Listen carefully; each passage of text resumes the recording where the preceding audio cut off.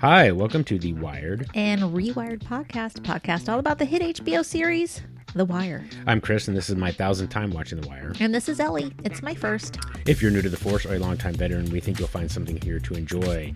Today we are covering Season 4, Episode 11, A New Day. And as always, we begin by popping a recap. After flexing his muscles around the city, Carcetti faces his first dilemma when a group of ministers protests Herc's mistreatment of one of their own. Later, the mayor reverses Burrell's mass arrest mandate, but Burrell still has some cards left to play. Michael and the boys enact an elaborate revenge plot on a mean cop, Officer Walker.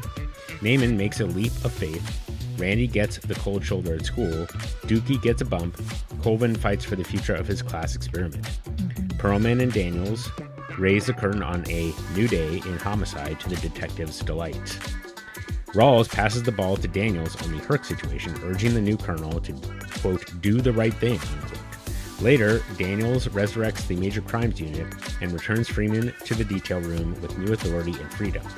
Reunited with Sherrod, the Bubbles Depot rides again, but the good times don't last. An irate Prez confronts Carver for putting Randy in danger, but learns that Herc was at fault for not delivering the boy to bunk. Omar and Ronaldo pay a menacing visit to Proposition Joe with their own proposition. Freeman has a revelation at a crime scene that promises to blow the lid off an unsolved mystery. The episode was written by Ed Burns, and it was directed by Brad Anderson. I think this is his second time directing, and it premiered on November 26, 2006. Okay, Ellie, why don't you kick it off by busting out that epigraph? You play in dirt, you get dirty, said by McNulty. Yep. Ellie decided to play podcast with me, and now she's got dirt all over her. Podcast dirt all over the place. I hate it. Yeah, it's just doesn't wash out. I just walk into the studio, just like Pigpen from. Oh man, it's so true. Okay. So let us, before we get to the recap, let us cover your predictions. Okay. I was reading these today, and I still can't believe what you actually said. Okay. You said Randy will get a beatdown. Oh yeah. My God. I knew that was going to happen. Right on the money. Oh, Randy. We had Colvin and Parenti. They'll have to do the test. They'll fall apart. We'll have a chance to bring them back. So. Yeah, not so much. I mean, we don't really know how the tests ended up working out. No. But obviously other stuff happened. Yep. So no. Well, they're still. They did leave it open in it. They still have a chance to fight for it. True. So we'll see how that goes. Bubs will get smart about his attacker. Unfortunately, there's just no outsmarting the guy. The guy is just crazy. Blowback on Carcetti. Now, I have, to be honest with you, I have not listened to the actual words that you said, so I don't remember exactly what you said about that. But I'm trying to remember what the context was. I don't remember either. Well, the listener, we will listen to the previous episode. Yeah. Herc will get fired. Nothing on that. So, and nothing going on with Herc. Bodie, although, man, that guy, he is just in a... Yeah. Man, he's in a bad way. Yep. Bodie will stay in the game and suck it up. He got that right. Still doing that. Okay. Bunk and Freeman, although he didn't have much of a presence, did Bodie this time? No, right. Just in the food place. Yeah. And then Bunk and Freeman will not find Lex this whole season. Oh, man. I was so wrong about that. But, I mean, you said we may find other bodies. So, No, I'm wrong. It's okay. All right, it's okay. All Don't right, be nice. I'm all wrong. Right, I'm right, wrong. all right. I thought it was going to be like the Jane Doe. Yeah, exactly. They're finding him. Yeah. And we'll talk about that scene. It's such a good scene. It's a good scene. Okay, well, before we get into anything else, I'll let you know that there are a couple of the commentary in this episode was with Robert Shue and all four actors, the boy actors, and it's excellent. So if you do not have the DVD, go get it. This is worth the price of the DVD by itself. Really? So, okay. Yeah. One thing that I'll tell you, Ellie, like I've been sitting on for a while is I wanted to record some of the commentary. Okay. But I just have my Xbox to play Blu-ray, and recording off of that is actually a big challenge. They are aware of people like ripping DVDs and stuff like that, so they keep you from doing it. So I actually did invest in a DVD Blu-ray player, so I'm hoping that I can actually use that, and we'll try to get some of the commentary integrated in here. We can listen to it next week, something like that. So anyway, finally getting up to that's 2010 technology. Okay, so before we get into the episode itself, though, a couple of things happen. Did want to I'm going to hand it to Ellie. We got a listener email, so let's talk about that first. Yeah, so this Ellie, is from take it away. Gnome. Sure. Gnome, well, thank you for saying that you enjoy the show, and hopefully you are caught up with us by now and can bother us in real time with your questions. I'm trying to edit and get the episodes out as fast as I can, Ellie. Give me a break. I know, but I'm not going to. That's... So Gnome says that they're really interested in Marlowe's character, that he seems really singularly focused on the game, doesn't even dance or drink. And Gnome wanted to mention that the name Marlowe is likely a reference to one of two people. The first and most obvious one is the main character of Joseph Conrad's Heart of Darkness. Haven't seen that movie. I haven't read it, but I haven't seen the movie for a long time. Mm-hmm. I haven't read that in a while, but from what I recall, it's the story of a young man who's looking for glory and adventure in Africa, grows disillusioned with imperialist propaganda when he sees the depths of the evil going on in the Congo. The other one might be Christopher Marlowe, English playwright from the 16th century. His character, Dr. Faustus's great ambition drives him to sell his soul to the devil, leading to his ruin. I'm fascinated to see if Marlowe's path follows one of these progenitors, and keep up the good work.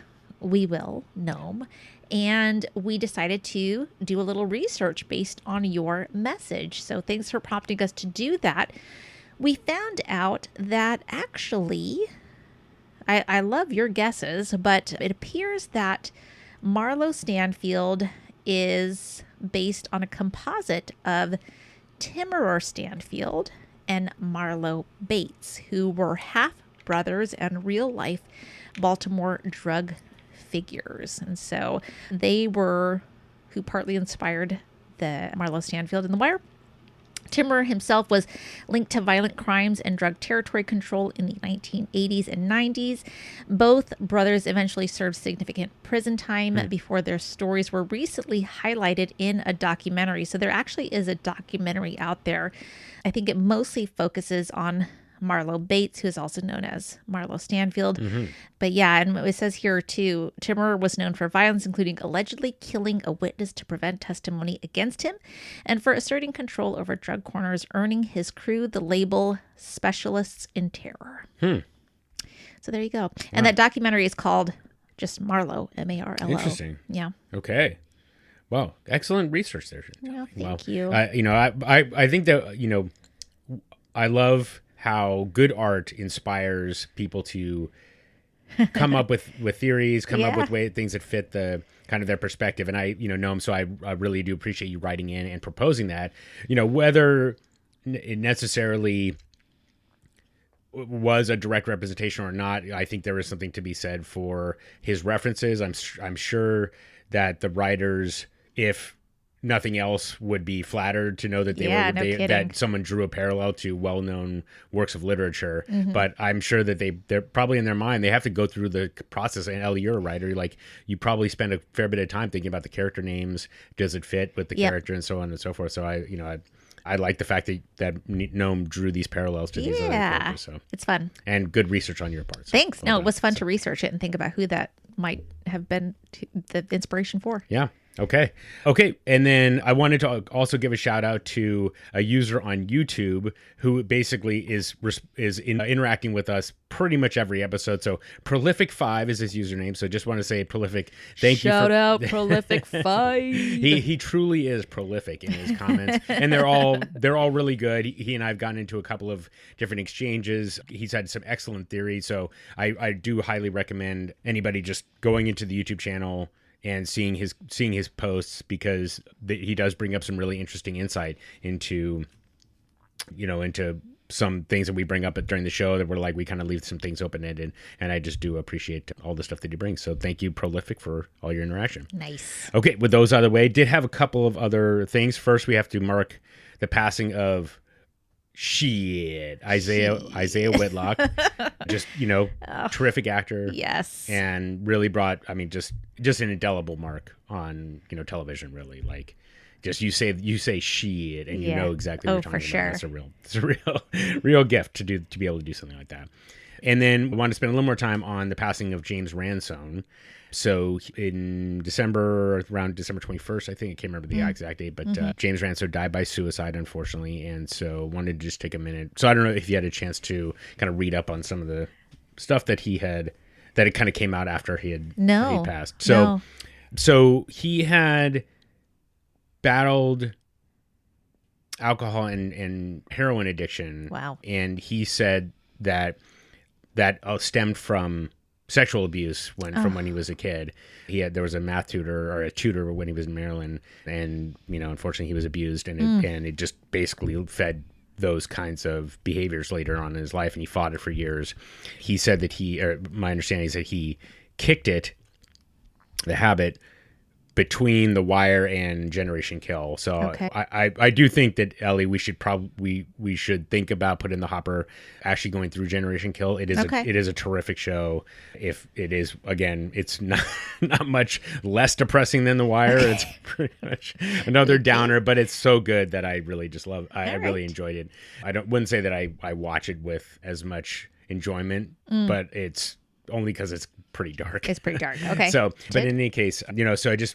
I just feel like I wanted to say off the top that,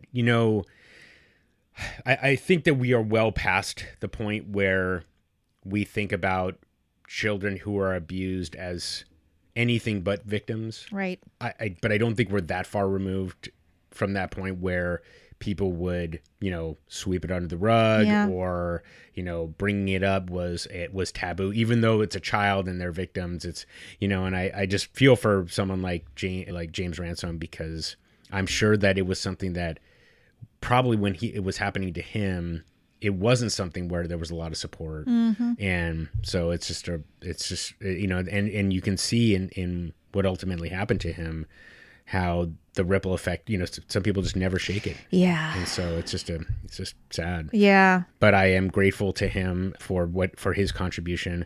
And I wanted to just read something that I read out of collider.com.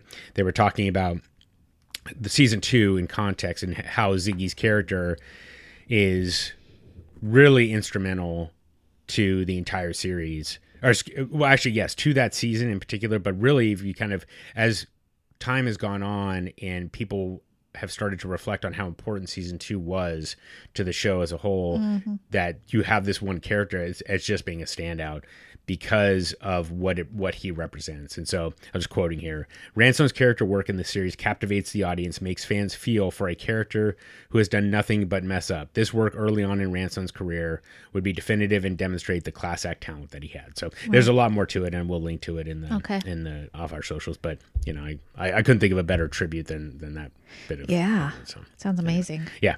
So anyway, rest in peace, gentlemen. Yeah, rest in peace. Okay, well with that, let's get to an exciting episode. And I think unless there's anything else you want to add. No. Okay. Well, then let us get started. All right. Well, I'm going to start here with Walker's Just Reward. Then I'm going to move into more Scotch. Trust Fall comes next. New Day Coop. Sorry, I'm laughing at my own titles. The Tomb and Sherrod's Homecoming. Okay. All right, that's what I got for you. Okay. So let's start with Walker's Just Reward. We start the episode actually with Naaman buying some dinner for Michael, Randy, and Dookie. Dookie cannot decide on what he wants, and then he settles on yakame with turkey grease, which I've never heard that is even a thing that you could get. You get turkey grease on your Chinese food? I mean... Chris is like, I guess so. I'm sorry. I just assumed this was a documentary, this show. Yeah. Okay, so the total is $4. My God, how times have changed. Anyway, we find out why the turkey grease was always ordered by Dookie's mom. He's just repeating his mom's order. And, they tell him, I think Randy tells him that, when they're drinking the alcohol and then they have the turkey grease, that helps them to vomit it up. Oh, goodness. So it's a little bit of a shame moment for Dookie, unfortunately. Yeah. They hang out on a stoop with Donut talking about little Kevin getting killed. Randy's pretty shaken about it. And then Walker walks past after leaving a laundromat, and he tells him to move along. In fact, he tells him to get the fuck back on the reservation where your black asses belong. I can see why this was so hard for this actor. Oh, yeah. Oh my gosh. The more that we get into his character, wow. Yeah, I can see why this was hard. Yeah. He's accusing them basically of being trouble there. So, after he leaves, they kind of start talking about getting back at him for what he did to Donut, because he makes a comment to Donut about how his fingers are doing, which we know he broke. Yeah. They think, should we slash his tires, stick condoms in his car, put bumper stickers on his windshield? And Michael knows that Walker hangs out at a particular cop bar, and he says he'll take care of it. Yeah. Yeah, I did not pick this up until I saw Alan Sepinwall mention it, but it sounds like Dookie said we could put condoms on his car and that'll send a message, and Donut says, what kind? Yeah. I just thought They have sex in his car? Exactly. I don't know. Yeah. Some good suggestions. I never would have thought about putting bumper stickers Oh, in the yeah, windshield. it's terrible. And then just in the commentary, they said that they were eating this food and they said it was like they had to do like 200. The spit bucket must have been just disgusting. So anyway, they were really struggling with that. So. Oh, gosh. Yeah. Okay, well, later, Naaman, Randy, and Dookie, they all have some doubts or reservations about Michael's plan, whatever it is. Naaman is especially concerned. He has drawn the straw that has him doing something. We don't know what. They decide to go along anyway. Michael does not hesitate at all. And so here's how it goes. I think it's Dookie that keys Walker's car, which pulls Walker out into an alley when he sees it. And then Michael pulls out a gun. He tells Walker to turn around and kneel. And then Naaman starts getting concerned because Michael is being so bold. In fact, so bold that he takes the ring. Now the ring is on to its fourth owner. Yep. And he gives Naaman the signal. Naaman splashes Walker with yellow paint, and they say payback. Hey. Come on, show me hands, bitch. Back the fuck up, little hopper. I'm police. Yeah, I know. You the police who like to fuck with a nigga. Turn around. Hey, yo. You ain't gonna hear the next one. Get on your knees. Cross them legs, knit them hands. Come on. Ooh, hold on. Yo, what the fuck you doing? What the fuck is wrong with you, man? Hey, give up that ring, man. Come on. Yeah.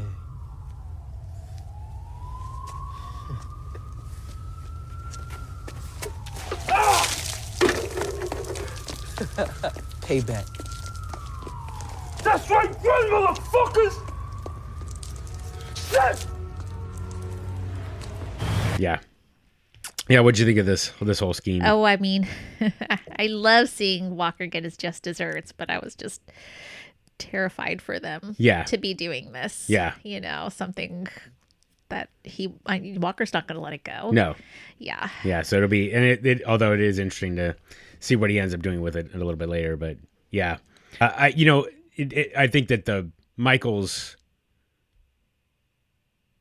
the way he carried himself during the scene, it really just shows. Yes, he's so bold. Yeah, exactly. Yeah, and reveling in Yeah, it. like just, his complete willingness to fire into the wall to get Walker to stop. Yep. It just did not blink once, so that's pretty amazing. Just a note about the throwing the can of paint. Yeah. Apparently it took 3 takes. Oh my God. The first time Julito missed entirely. Oh, no. The second time he threw the can. Like, not just the paint, the whole can. Oh my God, did he hit him with the can? Oh my God. And then finally, the third time he got it right. So Oh. just kind of funny. It's those little moments too. Like, I actually kind of appreciate because, Johnny Brown, who plays Walker, is just such an asshole. Yeah. And it's like, if you have those kind of moments where like that you kind of forget that they're playing roles and stuff like that. So I kind of like that a little bit. So anyway, I just thought that was funny. And that Walker got it 3 times instead of just the one. So anyway, but yeah, the scene itself, it happens so fast too. It really like is one of the more exciting, I think, scenes that you have in the series, because a lot of it's just a lot slow. Oh, for sure. So anyway, okay. Well, later on, Walker tells the other cops that it was basically a gang attack on the police. There were 3 of them with guns, probably Bloods. This is some kind of declaration of war, yellow paint. God. McNulty is listening along. He clearly doesn't buy it. Later, At lunch, McNulty runs into Bodie, who's hiding out at a diner. And not because Chicken George is closed for health reasons. Bodie says that there's a lot of police heat, and that's driven him inside. McNulty explains to him it's because of what happened to Walker and admits, too, that he cannot stand Walker because he's dirty. You play in dirt, you get dirty. And McNulty barely gets to eat his food. He gets called away for a burglary. He says we should do this again. Don't go making any furtive moves. No doubt. Yeah. I love this exchange between them. Absolutely. It is so fun to watch. Yeah. So fun to watch.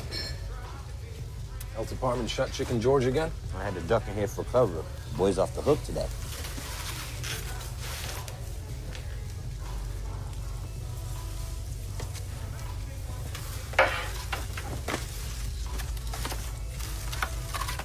Not a good day to be cross-eyed in West Baltimore. Y'all behind on your quotas or some shit? What the fuck? Seems one of my side got jumped last night. All right, Walker. I heard about that shit. Threw paint on him.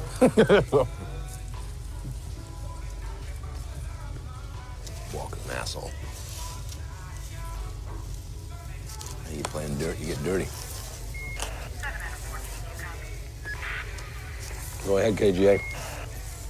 Report of a burglary, 19 North Monroe. Copy. We should do this again. Don't go making any furtive moves. No doubt. Don't break a pencil point. What do you think it is? I totally agree. What do you think it is about the exchange that feels so fun? That they're so instantly familiar with each other. Yeah. Yeah. Yeah. That there is this level of familiarity between them, and it's kind of because we're so familiar with the characters too, for them to intersect in this way. I think it's just, I love it. Yeah, I agree. I think that the familiarity. I think that's exactly it. Yeah. Because for most of the series, they have these fronts that they've put up. Yes. And here they are. I think about Bodie as, he's just a seasoned veteran. Yep. He kind of knows. I think he kind of sees the kind of the game, the board, pretty well, and he kind of knows where he's going. He knows what he's doing. He knows how to just stay in his lane and so on and so forth. Then you have McNulty, who again also is pretty at peace. He's just like, this is what I'm doing. Yeah, I'm not chasing anything. I'm just kind of going about my business. Right. And you have these two guys, even though they're on opposite sides of the law, they are. They're just at peace with each other. And I just feel like that it's a resolution to kind of what you've seen. It is. It's like, the Coyote and Roadrunner punching the clock. Yeah, exactly. Sort of Yeah. And then I think, just for me personally, J.D. Williams, I know that I'm just I'm probably the biggest fanboy there is of the guy, but his response about hearing about Walker getting the paint thrown on him and him laughing. Yeah. And then, sorry, I'm playing the whole thing in my head. So McNulty offer gestures, can he sit down? Yeah. And Bodie just kind of does this little hand gesture, yeah, whatever, sure, sit down. And then they start talking, and then McNulty gets up and he says we should do this again, and J.D. Williams has this look on his face, his forehead could not be more, his brow could not be more furrowed, because he's like, what, in his mind he's like, what the hell are you talking about? I can't possibly say, but it's just a very interesting facial expression. And then of course the exchange back and forth, no furtive moves, don't break a pencil point. Yeah, it's just they're just it's just very, very playful, and it's for the longest time you saw these two at odds, and then it just feels very much like a resolution. So right. It's only a 45-second scene, and yet I agree. It's so much fun. So, okay. All right. Let me see here. Okay, I'm ready to move on to more Scotch. Okay, let's do it. Okay. So we've got Reverend Reed and another minister, the one that Herc stopped, meet with Carcetti to complain, and they would like to see a civilian review board. Carcetti says the racial side of it will be looked at very seriously, especially, they got a black commissioner and a black lead in IID. And the ministers point out that Burrell's authority seems like it's not what it should be. He's got to answer to somebody else. What's up with that? Carcetti says don't judge the investigation yet. reassures them he's taking it seriously, and they leave. They are polite but disappointed. Afterwards, Wilson tells Carcetti there's no winning this situation. If you fire Herc, the cops are going to get mad at you. If you go easy on him, then the black leaders will get mad at you. So he's between a rock and a hard place with this one. If they couldn't get civilian review out of a Royce administration, how can they think they're going to get it from me? They're just testing you here, trying to see how vulnerable you feel on the racial stuff. On Burrell, too, for what it's worth. Well, civilian review is a non-starter. You go there now, you'll be bending over for 4 years for the ministers. So what, I throw them a bone and fire some idiot cop? By pressing that, the average beat cop's going to hate my guts, and I ain't going to change anything around without rank and file support. You don't fire him, you're going to piss off most of the black political infrastructure. Yummy. My first bowl of shit. I know I'm people can almost certainly anticipate where I'm going with this, but is he really? No, he's not. There's one right thing to do here. What is it? It's to fire Herc. Right. Yeah. I mean, that's what I think, but I mean, I can see why he is about to try to tell all these cops that he's got a new mandate and he's on their side, and then they're going to see him fire one of their own. Right. That's not going to work. Yeah. I mean, right. That's true. Yeah. I guess, I mean, it's tricky to, sorry, I have to, now I'm completely stepping on what I was about to say, because I think that there is something that is really tricky about if you're trying to, if crime is your big initiative, you do need a robust police force. Right. Now, I happen to believe that people quitting their jobs because a coworker is fired is pretty unlikely. And so I think that the fear is as I don't know. I don't know how realistic it is. So it's just more that he doesn't want to have a fight. Right. Even though I think, as you said, that is clearly the right thing to do. Herc is completely incompetent, and you spend 5 minutes looking into this guy. Yeah. You're like, why are we keeping this guy on the police force? Yeah. And yet, because he doesn't want to risk, either losing people or not recruiting people, I think might be the other big concern. But again, I don't know. Is that really true? Like, if you want to be, are people really going to be like, oh, they fired this guy because he was an idiot? I don't know.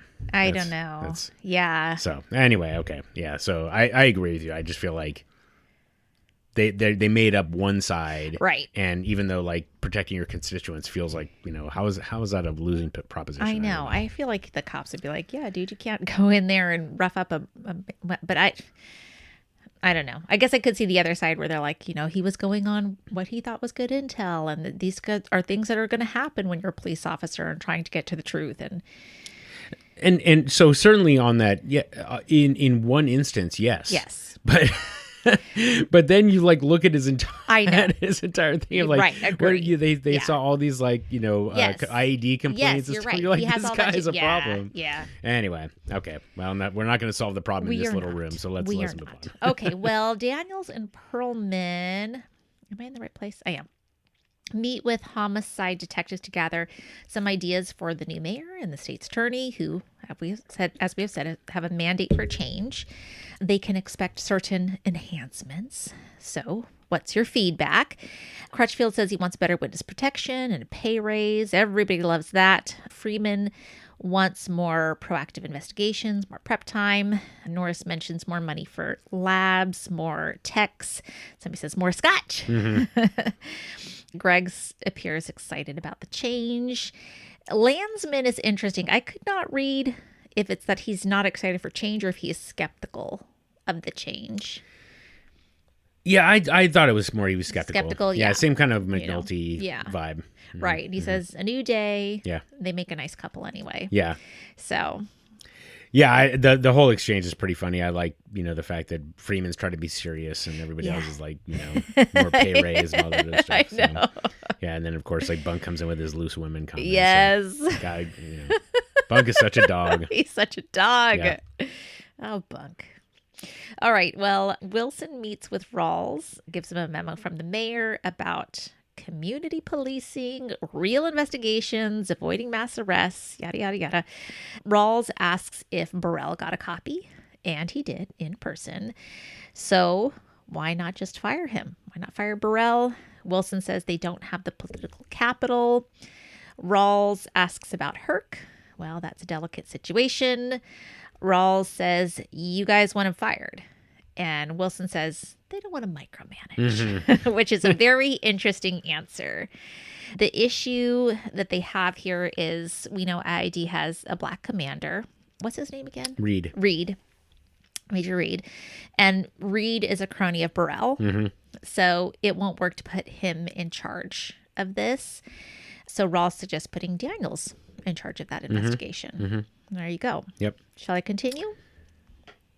Yeah. The only thing I was going to mention, I guess, is that in this commentary portion, Robert Shue does an impersonation of Reggie Cathy, who plays Wilson. And that okay. his just distinctive voice is really excellent. So, but yeah, I mean, this is one of those things where, you're just getting into the politics of it and like, kind of where the police fit into the politics component. And it is, I'm kind of impressed at how they are able to connect it and still make it feel fairly compelling. I did want to back up just for a minute because I've completely forgot about the Civilian Review Board. Oh, yes. Right. This is something that has kind of taken on a lot more steam in the last maybe 10 years. Yeah. But to think about when this was happening back in 2006, that was pretty unusual. Right. So it did seem like, why wasn't it a thing? And it's because, it's even less firing Herc, if you think about that as being a bridge too far, like a Civilian Review Board, giving civilians essentially oversight over the police is just even more of a stretch for the police to swallow. Even though, of course, at that time, you're not going to, I won't put too fine a point on it, but like, if you're not being essentially, if there's no consequence to your actions, you're never going to do the right thing just because. Like, plenty of people just doing whatever they want to do because why the fuck not? Right. So anyway, okay, enough about that. Power corrupts. Yeah. All right. So now Rawls and Daniels. Yes, Rawls gives the case to Daniels, and you can tell Daniels he's asking a lot of questions. He's trying to see all the angles that he needs to consider for this very delicate situation. And basically, Rawls tells him that he can either issue a summary punishment or send it to trial, and then. More surprising than anything is that by the end, Rawls tells him to do the right thing. This is everything? Sergeant Houck's statement, the minister's, statements of the other officers, it's all there. No independent witnesses, huh? It's a lot of smoke, but I'm not feeling much in the way of fire. There's a strong case for discourtesy. True, but no indication of racial or religious overtones. The brutality allegation is a stretch. I've gone over GOC-7. I'm up to speed with the Matrix. But since the buck stops with me on this one, walk me through my options. Minor offenses, you can issue a summary judgment. Period of extra duty without pay, guidance and counseling, the like. Or if Sergeant Houck fights your decision, or if there's a more substantive charge, it goes downstairs to a trial board. And possible termination?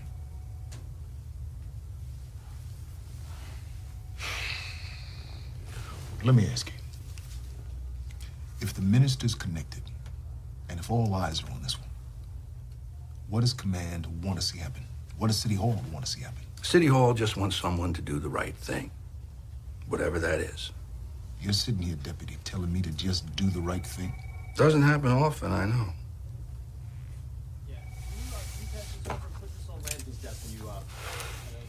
What? Who? Who just said that? That was just a great exchange. Yeah. Daniel's like, wait, you're telling me to do what? I hear that coming out of your mouth. And then Rawls just like completely, this is ridiculous. Yes, exactly. Here's what your options boil down to, and just do the right thing. Yeah. Do you think that Daniels kind of realizes that they're putting him on the hook for it? Yes. Okay. Yeah, okay. I do. I wasn't sure if it was like, I'm excited that I get to do the right thing, or like, God, you're fucking making me do the right thing. Right, exactly. Yeah, and I'll have to be in charge of whatever that right thing is and the outcome from it. Yeah, okay. Okay, the next morning, I love this part. Carcetti visits all these city departments and starts giving these vague cleanup orders without any locations. At first, I had no idea what the heck was going on here. He, goes to one place. He says there's an abandoned car that needs to be towed. He leaves before they can get a location from him. Oh, there's somebody called in about a hazardous playground. There's a leaking hydrant. And so each of the departments has now scrambled into action, having to check everything to find out what is the thing that is the problem. So, when they do the reports back later, he gets a couple that are not quite there, one that is. It's great. But really, what is the issue? He hears the school system is $54 million in the hole. And he is stunned by that news. And so they're trying to figure out what they can do about that, what funds they can access. The rainy day fund. I can't remember who said cloudy like a motherfucker. Yeah, Norman said Norman that. said that. Yeah, so it's not good. That's a lot to be in the hole. Yeah. 54 million in the hole. Yeah. How do you get to that point? That's an excellent question. And just be like, turns out we're 54 million in the hole. How are you not funding education to that extent and nobody does anything? I mean, it happens. It happens. Question. But geez, Louise. No, it's an excellent question. Well, you're closer to not that you're involved in the spending of the budget, but right. How much would you expect? The city of Seattle. What do you think the budget for their education would be? I have no idea. But I will say that at some point, when was it? 2010, when we had McCleary versus the Board of Education, and they found out that, they were not funding Washington State education to the right point. Oh, really? Yeah. And that was actually a lot of PTSAs that banded together and brought that up. And so they had to cough up the money. They weren't funding it appropriately for what it needed. Interesting. So it does happen. Yeah, I was hoping I could find something quickly, but I can't. I'm just trying to think of like what it would. Well, anyway, and then running a $54 million deficit. So the way that I'm just going to talk through this. This is going to be really good podcasting material. But my thinking is like, okay, so you probably have revenue projections. Yeah. Right. And if you go back to season 3, what Carcetti was talking about is that as people leave, you basically lose property taxes, you lose sales tax, whatever. And so you're funding a budget based on expected revenue. And so probably what happened was crime drove people out and then they just been pulling that, as opposed to like improper spending. It was probably a combination of, essentially lack of oversight plus just a drop in revenue projections, something like that. So that would be my guess. Yep. And then there's another important component here, which is you hear $54 million deficit and you're like, in the context of the federal government where we're, our debt is like a deficit's like in the billions. You're like, what's the difference? Like, 54 million, that's not that bad. But states, I know Washington State in particular, you can't run a deficit. And I'm sure that, Maryland's the same. And I'm sure even cities are even, have that same kind of charter. So, if you are running a deficit, you can't just, kick it down the road. Right. Right. So it's, the buck's got to stop somewhere. So for them, they're like, oh shit, we have to fix this before we can do anything else. Yes. So. Well, okay, so the McCleary versus Washington case, it says it resulted in billions of dollars in increased funding for Washington public schools. Oh, okay. So it must have been a huge amount that it was not meeting and it finally became up to date at 2018 or up to finances. Interesting. Okay. Yeah. So anyway. Okay. There you go. Well, there you go. Yeah. So, but just cloudy like a motherfucker. Yeah. Cloudy like, yeah. So, and then let's back up a little bit. Okay. So just,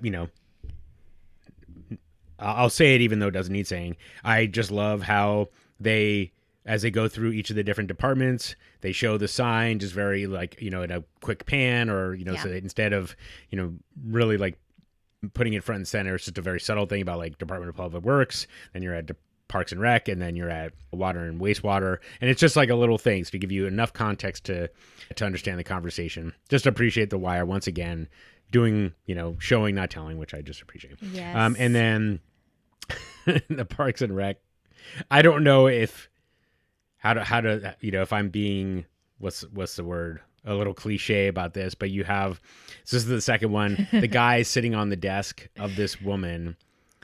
And the woman is very attractive. Yes. And the guy is not so much. I just thought that was a little bit funny. He was probably just taking a little coffee break, but nevertheless. I just thought that was pretty funny. God. And then, no, I guess that was it. And so, yeah, okay. Although I just think that like what I try to figure out is like, it's nice to see all these people like jump into action. And I'm just like, are they making it a little bit too simple that this is how stuff gets done? Or maybe people just are inherently like inert. And unless somebody comes in and kicks them in the ass. They're just gonna, oh yeah, I guess we'll get to it when we can. Yep. Whereas instead he's like, there was an abandoned car, and like, where? And oh shit, we have to scour the whole city. It's like, oh, okay. I know that does. But nevertheless, it's nice to hear. Nice to hear that all the fire hydrants got capped. So good job. Good job, wastewater. Yes. Anyway. Okay. Well, Burrell said he was going to use a lot of his time to play golf, and he is. Mm-hmm. He's playing golf with Davis, getting paid for it. And they talk about Daniels. We find out Herc has received 2 weeks of extra duty. Mm-hmm. What does that mean? So that like when he would have time off, he has to be on duty? I guess so, actually. Okay.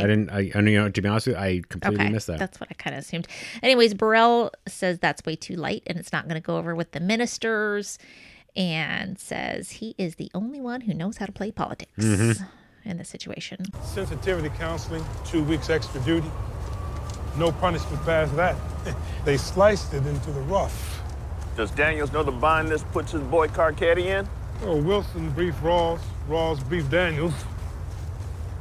It's Carcetti doing Pontius Pilate, putting it on Daniels, who is a safe choice as far as the rank and file goes. But that won't be enough for the ministers, not by a long shot.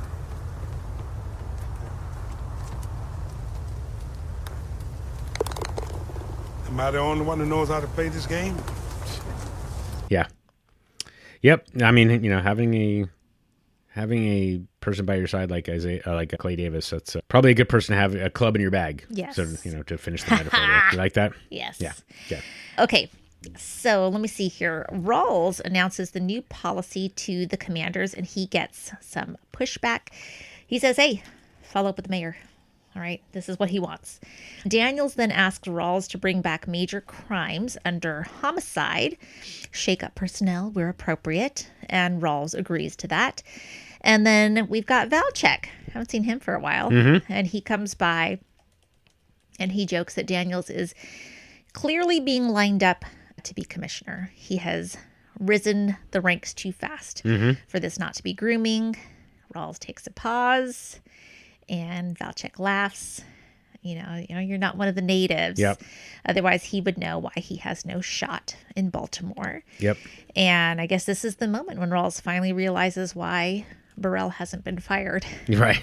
Yep.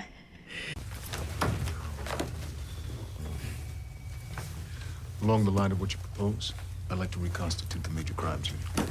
Bring it under the umbrella of homicide. And let me guess, you'd like to shake up the personnel. When appropriate. Go for it, Colonel.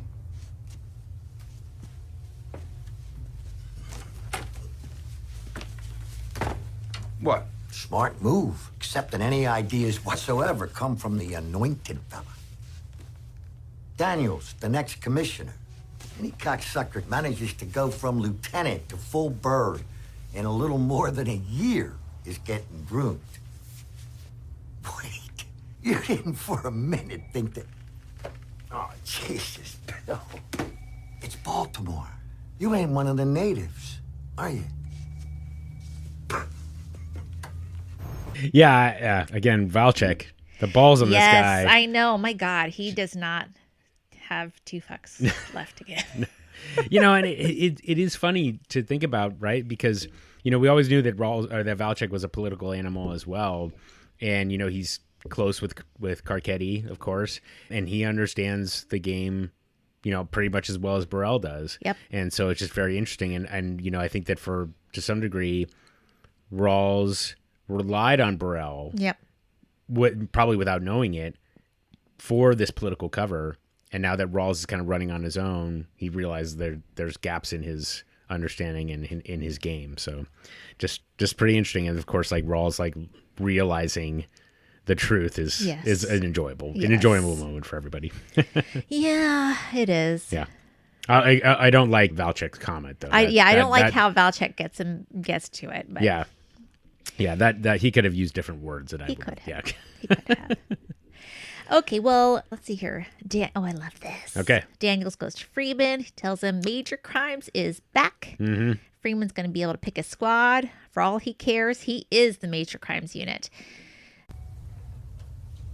And I want you to sign up.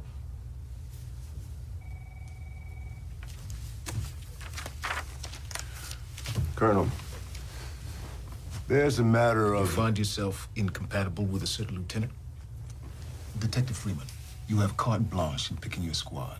In fact, you can pick your supervisor for all I care.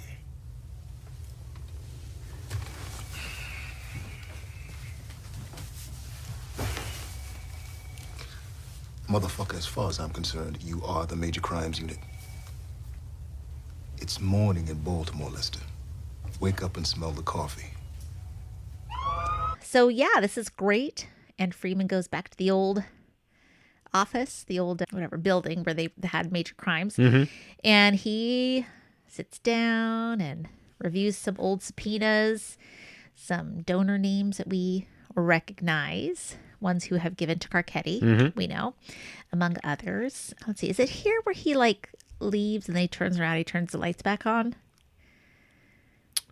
I think it is. Okay. Yeah, it's like, I don't know if you noticed it, but if I have this right, sorry if I'm remembering this incorrectly, but I think he's like going to be leaving the building. He turns off the lights and he kind of turns around and he turns them back on. It, like, kind of like a message like, no, we're back. Oh, interesting. Yeah. Okay. Yeah. You know what? To be honest with you, I was noticing I was paying a lot more attention to the names that he was looking through, Yes. and then the connect, because they overlay it with Carcetti at the Ella Thompson Fund, and Yes. the people that he meets there, and there's the basically Freeman sees a name, and then they show Carcetti talking to the person. Oh. And so that's what my focus was. So I completely missed if he did anything with the light. So Hey, well, you just pointed something out to Okay. me. Okay. Okay. All right. Oh, and sorry, just to back up, Yeah. like the line, "Motherfucker," as far as I'm concerned, you are the major crime citizen. I just love, I I love when love you use it. the term "motherfucker" as Yeah. a term of endearment. It's great stuff. So. Okay. Oh, Carcetti meets up with the Western Patrol officers. He announces a 5% pay raise. Not as much as you deserve, but it's something. You know, this new focus, no more obsession with stats, no more quotas. There are some jokes about Santangelo's wife. They're not appropriate. And McNulty has doubts that they really are going to be ditching, you know, this numbers game. And there's some little back and forth between them, with him just kind of saying, you know, we've heard this before. It always goes back to the numbers. And Carcetti says, you know, he'll replace leadership if needed. And I'm here now, and I'm asking you to give it a go. And so there you go. Yeah. Yeah. Seems pretty convincing. Okay. I don't know. It seemed earnest, and Sure. I can totally understand McNulty's reservations. Okay. What I mean, I guess, like, in what, like, what do you think what resonated with you in terms of his reservations? I guess. Well, I mean, you know, haven't you been there before? Well, okay, for me, as somebody who worked in education and seeing like this rotating door of leadership and everybody coming in with their thing. Yep. And it's like their thing. It's nothing that lasts. As soon as they leave, Yeah. it goes with them. Yep. So, right. I mean, I think that that's kind of the same thing that McNulty is seeing. Couldn't Then agree, again, we know more about Carcetti and, you know, him really caring about what he does and wanting to make a dent in making a better Baltimore. Yeah. So. No, I couldn't agree more. Yeah. It's always like, oh, this is going to be great. And Right. you know, I've got this mandate, and and you know, and even at the time, he's like, I've got all this money to actually pay you guys. Yes. So I think that the part that really sticks with me is like, well, we've got to educate the people. Yeah. And I'm like, right. That, what? I know. How That are is- you going I to do mean- that? Like, give me an actual tangible Yeah, plan around educating the people. and on you know this. what? It wasn't until just a very moment where I'm thinking to myself, like, this whole season is about education and how hard it is to actually educate. Yes. I mean, Hello. educate children, let alone adults who are set in their ways. It's just like, oh, we'll just educate them. Yeah, He's like, no. yeah, right. Buddy. Yeah. So, yeah, I mean, you know, I swear to God, Elliot, like, I've heard it so many times, and yet 9 times out of 10, I'm like, okay, this sounds like it's actually going to work this time. Yep. And I probably hate to admit it, but I'm sure that there have been times like, no, this time we've got it all figured out. Oh, see. And I'm going to help that them. other person that's sitting next to you that's like, oh, they're full of shit. Yeah. Yeah. So, but, you know, it's pretty tough to admit that sometimes, like, you're just going to go and be like, yeah, it's probably going to be exactly the way you're used to. But you just don't want it to be. But it's going to feel different. Anyway. Maybe for a little while. Yeah. All right. Well, Burrell meets with Carcetti to talk strategy, and they pivot to Herc. He says Daniels wants sensitivity training. He argues that the punishment needs to actually be harsher, that this isn't going to fly with the ministers, and he offers to find a better excuse to fire Herc that makes everyone happy. He uses the phrase, in narcotics, there are no virgins. And, saying that he knows how to serve a mayor. Yeah. So, yeah. Yeah, and I guess Burrell wheedling his way in there. Yep, pretty again. much. Oh Yeah. my gosh. Every time I think we're done with him, we're not. I mean, it's a curious thing, right? Burrell he was trying to essentially just play out the string, and now he's back in, which is, I guess, like, you can only be essentially impotent for so long, even if you are drawing a paycheck. So, I guess there's that. I forgot to mention, I guess I'll just mention now, like, there's a line, I guess it's before, it's when they learn about the budget deficit, but Carcetti comes in and says, what took you so long, or where you've been, and he says, I was announcing my presence with authority, which is a reference to Bull Durham, one of my favorite movies. So I just had to give credit there. Oh, cool. Others. So anyway, I like that. But yeah, the conversation with Carcetti and Burrell is kind of interesting. And yes. I know what a mayor needs, and I think Carcetti feels like he could figure this out on his own, but it's becoming clear that he probably can't. And he needs somebody in the right position to help him with that. So, but Burrell's delivering the right message at the right time. Yes, he is. Yeah. All right, well, I'm going to move into trust fall. Okay, so Prez is teaching measurements, we know, and he is trying to help a couple students. He's helping Charlene, who does not understand anything. Yep. What don't you understand? So this time he actually does stop and try to help. Yep. But it's this, I don't understand anything, which is an answer that annoyed the hell out of me as a teacher. I would get that. I don't know any of it. So he tries to get her to think about half of 7 in terms of money, but she just cannot transfer. That's what we call transference. Why bother anyway? The class keeps acting up. So that's where we start. Randy then goes to another grade's lunch where he is trying to sell some candy, and he is called Snitchin' Randy. So that rumor that he is a snitch has continued to spread. Yeah. You stop me anywhere you want to. Well, I guess I'll take this opportunity to talk about Charlene and Jasmine. Yes. I like Jasmine. I thought her character, for whatever reason, she had like one line, but I just like that. But I thought it was really interesting, the Charlene character, obviously, so she doesn't understand anything, and I think I could understand it because as he's walking her through the hypothetical, right? He says, okay, let's imagine you have $7 and you give her $3.50 or $10 and it's $5 and give Why her do $5. that? And right, this is a hypothetical.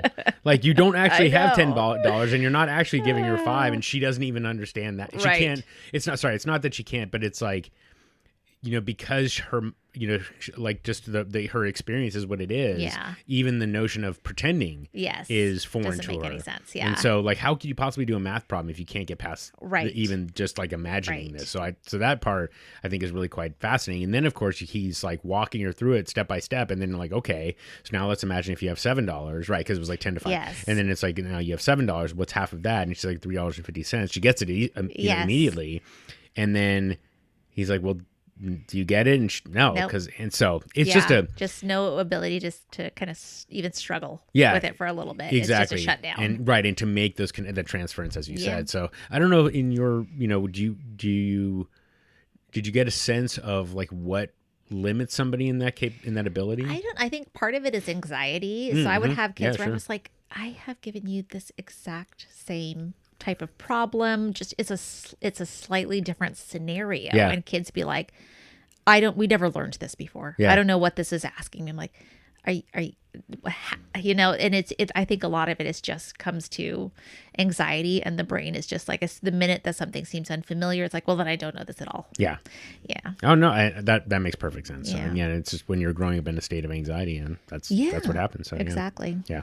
Okay. Well, yeah. So that was, I just wanted to touch on that. We can move on. Okay. Well, we're in the special class now. Okay. Duquette asks about courage, and the kids are really only able to give street examples of what courage looks like, staring down a stick-up boy, being overnight at Cheltenham, or one other place, I can't remember what they said. And when she asks for something else, no one can answer. So she asks for a volunteer, and what does she want to volunteer for? A trust fall. And eventually they get Naaman to do it. And it's cool. He does it and they catch him. And it's like this moment that's so fun to watch. Colvin's hands are there too. And he's like, oh, it was so cool. And then they try to see if Albert wants to do it. And he refuses. He doesn't just refuse. He says it's fucking stupid. Yeah. And he walks out. And then Colvin and Rennert, I think is the name of the other person, the counselor. Yeah, they follow him.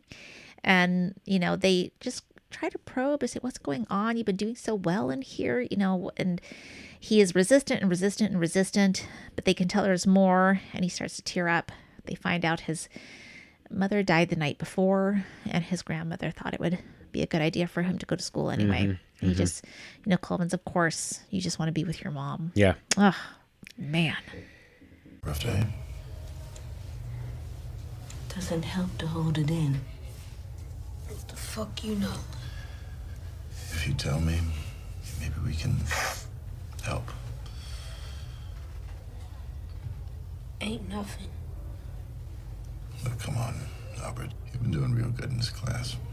Real good till today. Let's give it a try.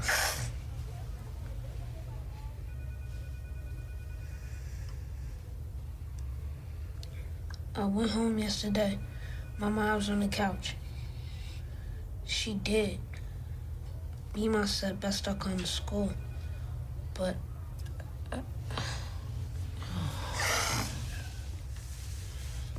you wanted to be with your mom. Of course you did.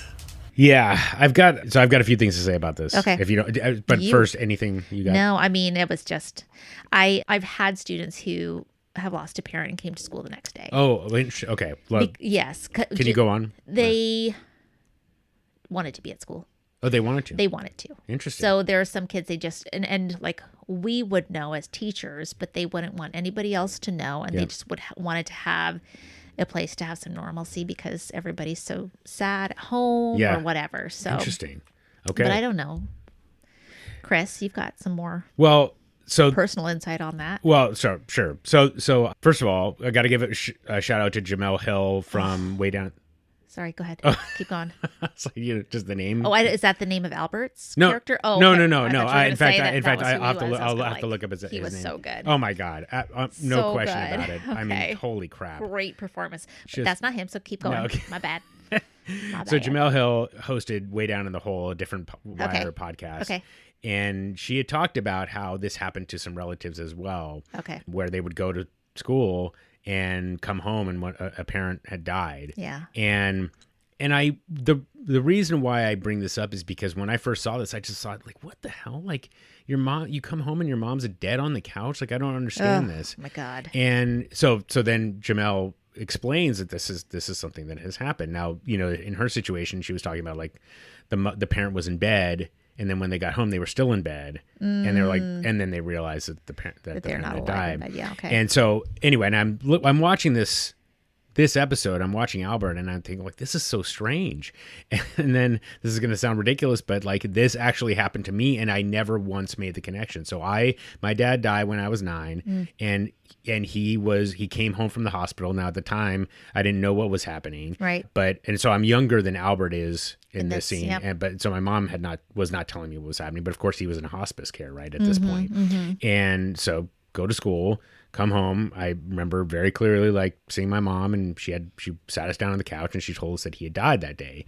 And so here it is. Like this is, and so I was like, how does someone just die? It's like, well, we don't know anything about Albert's mom and how this can happen. Anyway, so first of all, I was like, this is how a lot of people die. They basically don't wake up the night before or overnight or whatever it is, and like you just don't realize it, and when you go off into your day. So then the next day after my dad had passed, I stayed home from school, But my mom, I'm sure, just wanted me out of the house, so she went and sent me to get a haircut. Okay. Right. And so I remember very distinctly, we were driving out of the neighborhood, and we saw a neighbor who had a son who's a year older than I was. So like her son was in school. And she saw me, and I remember for some reason I was smiling or laughing about something, and I saw this woman, and she looked at me, and I was like, she is thinking I should be in school or I should not be smiling right now. I just remember that very distinctly. Yeah. Just like, anyway, and the point though is like, I think it was my uncle took me to the other, and I had all this family support, and I had like all this, and I had, I had all this family support, and as difficult as the day was, I had people around me to make it easier. And, Ellie, you know me and Mimas. Yeah. I will never throw shade at a Mima. No. And I'm sure that You love a Mima. that Albert's Mima was like, this is probably as you said, probably the best for you to have some normalcy. Yeah, exactly. But, and with the best intentions, but, obviously he's feeling very alone and just isolated in his feelings. Oh my gosh. Yeah. And I think it just kind of, I just feel like it's a really important perspective to bring in, because of course not everybody has all, probably a lot of people don't have support, right? At home, or when they go to school, they feel like they're on their own. Yep. And Albert encapsulates all that into one. Like, you have something incredibly traumatic happen. Yes. Go to school and try to get through it, not on your own, but because somebody told you to, and like, who are you? You don't have any defenses to fight or argue or anything like that. And so so you have this outburst, and thankfully you have Colvin and this counselor that are willing to listen to him and not take it as an affront or whatever else. So and to probe and find out what it's all about. And I guess I'll just close by saying, I've seen this, this season probably a dozen times. And it wasn't until this time where I was like, I had this revelation. Oh my gosh. And so again, The Wire is just great art. Yep. There's always something to pick up from it, and I appreciate it. Ugh, for sure. Anyway, sorry, that was my little thing. Okay, no, that was great. I made it through without crying. I thought about this a couple times. I was like, I was going to tear up. Oh, I made it because my heart huge. is stone. So Dude, I'm sorry that call came while you were talking about that too. Don't worry about it. Okay, it's all part of the tapestry of it. So thank you for letting me go on for a little bit. Anytime, man. Okay. Oh, I love this next part. Okay. Naaman tells Colvin what happened with Walker, but doesn't it's just, he heard about these wild ass boys, not something he was personally involved with. Right. And I love they're having a good conversation. They're joking with each other. They're kind of pushing each other a little bit, in that way that middle school boys interact, that way that would drive so many teachers I worked with crazy. And I'd just be like, you're never going to stop that. You're never going to stop them shoving each other, touching each other, knocking each other's hats off. Just stop now. Okay. Just let it go. Anyway, sorry. That's what they're doing. Okay. And Colvin says Naaman's improving. He might be ready for regular classes for Gen Pop. And he says, no, he doesn't want to go, that the shit they teach be deadly. So what I heard was that these wild ass boys, I ain't saying no names, but they passed crazy. They robbed him, they threw paint on his ass, yellow paint. Shit, I ain't lying. I don't know about that, but you showed me something getting on the box like that. That wasn't nothing. No, don't sell yourself short. Miss Duquette, Miss Perrine, we all thought it took courage. Especially considering how y'all do each other. You think? Yeah. Now look, you're showing a lot of progress in class. I mean, you know that, don't you? You're doing the work, you're not acting out. It's getting to the point where you can go back to regular class. No problem. Back to Gen Pop? Mm-hmm. You want me to go? No, if you're ready. I ain't going back there. Why not? Shit they teach there be deadly. But I know you know that, Bunny. All right. What do you think that means? Bunny. I don't know. Okay. I don't know. Okay. What that means. I don't know either. To be in there and have hope that you might do something else with your life. Oh, that's interesting. That you might be a pediatric surgeon or I don't know. I don't know. No, I don't. You don't have any thoughts? No, I really don't. I mean, I think that's as good a reason as any. Or maybe it's like, I honestly don't know. Like you could hurt your reputation, like if you do well in it. You know what I mean? Like, yeah, you could always get that stigma of being like a nerd or whatever, but that's the best I've got. So I don't know. I like your interpretation better, right? Like just like why put somebody's hopes up, I guess. Yeah, exactly. Yeah, I can't think of anything else. No. I mean, okay. If you talk to Randy, he learned how to gamble, right, and make money. Right, exactly. That doesn't seem deadly. Yeah. Okay. Oh, but my gosh, speaking of Randy, after school, he gets jumped. These two guys come up. They say he's been snitching. He's been talking to police. Michael refuses to leave him. He kind of seems at first like he is not going to be on Randy's side. He steps away, and then he is all in. Yeah. For beating these guys down and protecting Randy.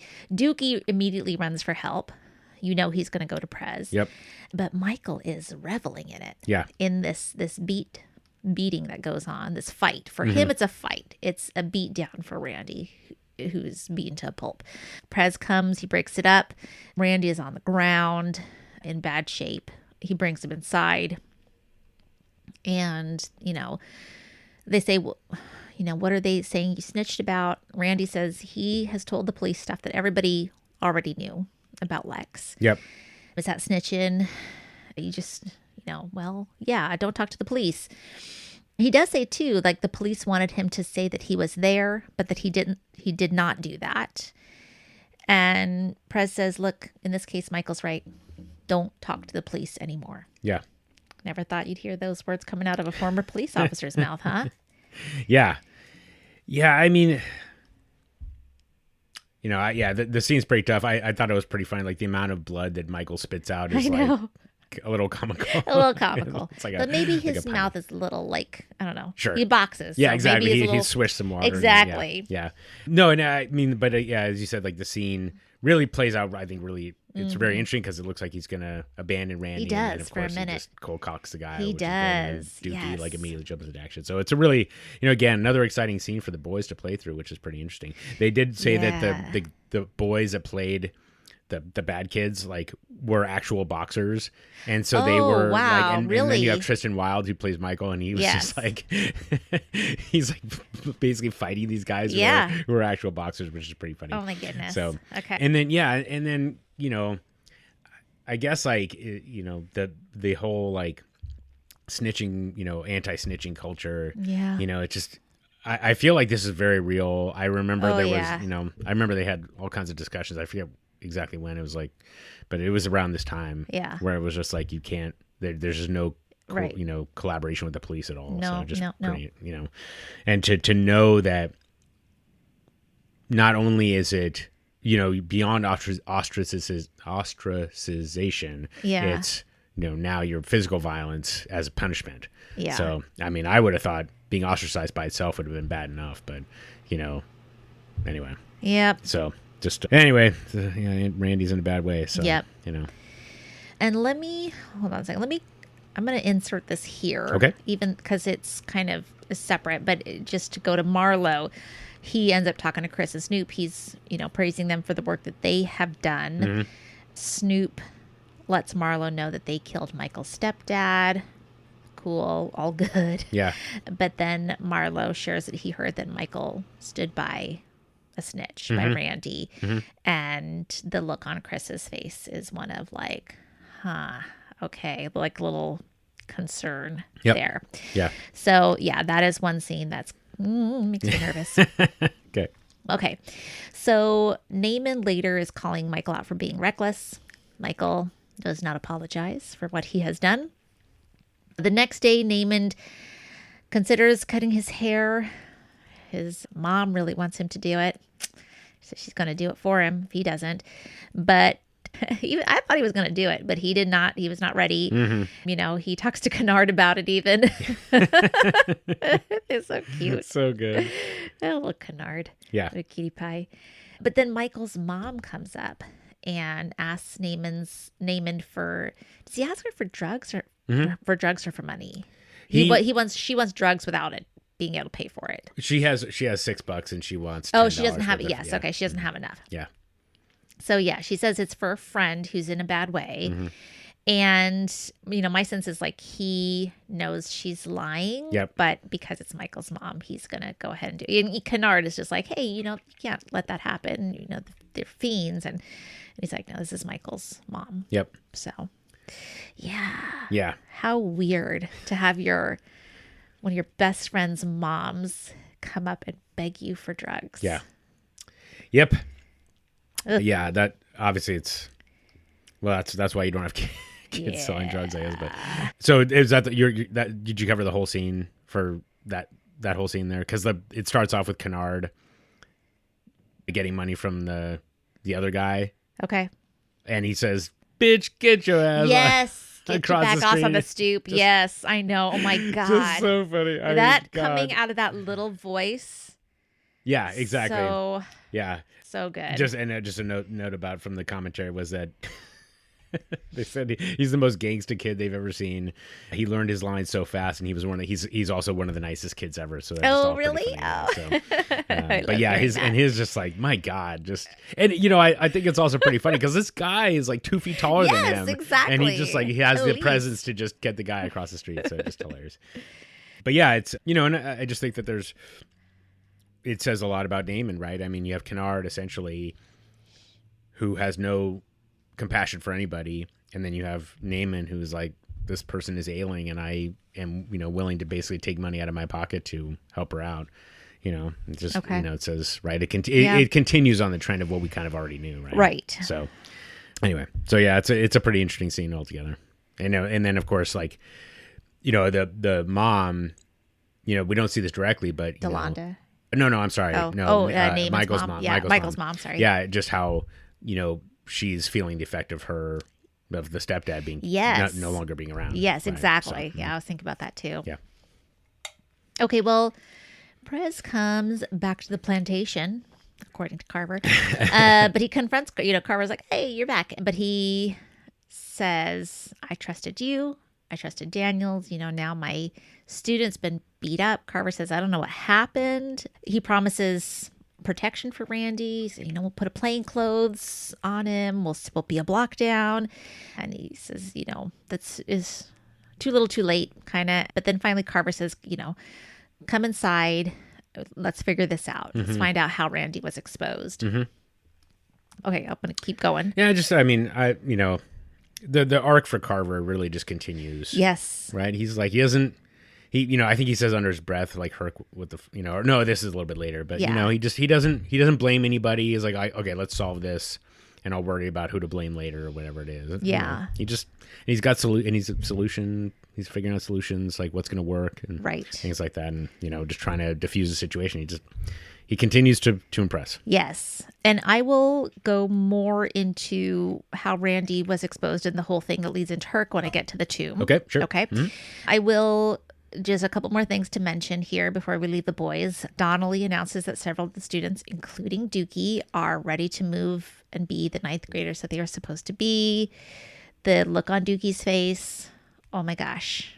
Oh, I don't think he's ready for it. Mm-hmm. He just has found like somebody to protect him and sees all the value he has. Now he's going to leave. Yep.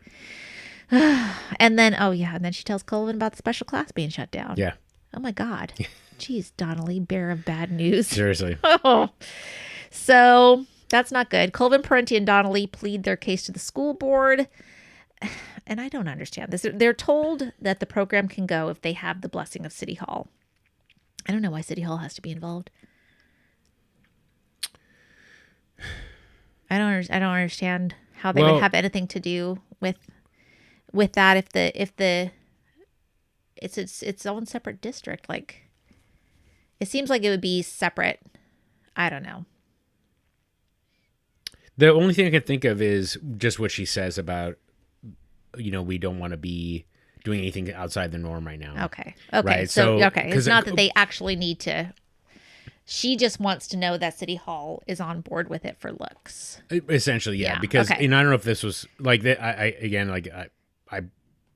I've watched this a bunch of times, and it wasn't until I made the connection that she knows about. This woman knows about the deficit. Yeah. And so anything outside the norm is going to draw more focus. Mm-hmm. So they need City Hall to be like, no, this is fine. Yeah. And then, then whatever this outside the norm stuff is, it's okay. But they can't just try to slip it in is kind of my impression on why they need to get sign off. Okay. So all right. That's the best I've got. I'll take it. Okay. Appreciate that. Okay. Yeah. Oh, I think I'm ready to move into the New Day Coop. Okay, let's do it. Oh, Ronaldo. So Omar and Ronaldo are following Slim Charles, and they finally catch him heading to meet Prop Joe. Wait a second. What? That doesn't sound right. Omar realizes that Slim is tied to both Marlo and Prop Joe. So Marlo and Prop Joe must have something going on together. And I love the exchange between him and Ronaldo in the car. The kind of like Lo siento. Yeah. It's very fun to kind of watch their exchange. And Ronaldo's very tired of all of this also, which is hilarious to me. It's like very much them just being this couple. Yeah, exactly. Pretty much. Like kind of been together and is tired of each other's shit. The analogy I got is like one person's at, shopping in a store for clothes, and the other person's just like standing around. It's like I could not be more bored. But like, Omar's obviously getting a lot of interest out of just watching and waiting and stuff like that. That's how he gets his energy. So yes. Okay. So anyways, this is where, Ronaldo is talking about having seen them go into the New Day Coop. Yep. He's like, is this CO with the bar? Yeah, the OP? bar. Yeah. Yeah. Oh, co-op.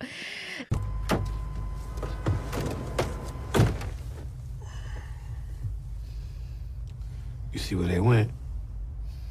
El Gordo and Tom, man, they go in a big room, first floor. Sign outside say New Day Coop. Coop? What's the Coop? New Day Coop. That's what it say. Hey, yo, what is like a bar between the two O's? See, exactly. Yeah, it's co-op. Prop Joe in the co-op? Joe going with the man we robbed. Remember, El Tipo, he fall down on his knees, wept like a little baby. Yeah, fat face Ricky.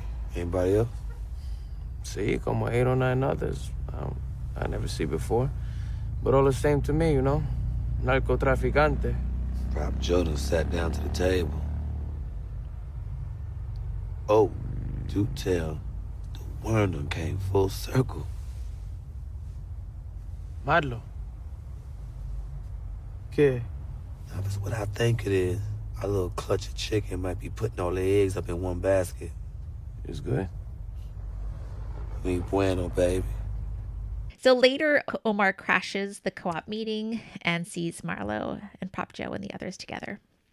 And so I'm going to go on to the confrontation with Prop Joe. Is this this is where like, well, I'll be blessed, yo. And then he's like, the more we learn, the less we know. Yes. Just what a great line that I is. know. So, I know. How do people come up with that? Right? I don't know. It's so good. So Omar confronts Prop Joe at his shop. He brings in like this clock, slams it on the table in front of him, and accuses him of lying to him. He's like, you set me up. This was the whole thing. I was like, when Prop Joe kept on, have you known me to not be a smart man or whatever he was saying, you know? And I was like, oh, this is going to get him later. And here we are. Omar knows now. And so he forces Prop Joe basically to help him rob Marlo and threatens to expose him if he does not. Later, Ronaldo asks Omar if he trusts Prop Joe, and Omar says that he trusts Prop Joe's fear. And about escaping. He's got Omar on one side holding a shovel and Marlo on the other holding a spade. And just this very minute, I managed to walk out of my own damn grave. Yes. That's such a great line. I love it. Yep. So yeah. I kind of like watching Prop Joe get knocked down a peg. Oh, okay. Smart and absolutely. as cunning as he is, I kind of like seeing him learn that there's only so many strings you can pull. Absolutely. Yeah, for sure. Yeah. You know who got the fattest asses and the best pussy? Midgets, nigga. Oh, wait all that. You know what I'm saying? So that's our shit. The fuck happened to our boy on the door? Siesta, papa. Fix this Joe.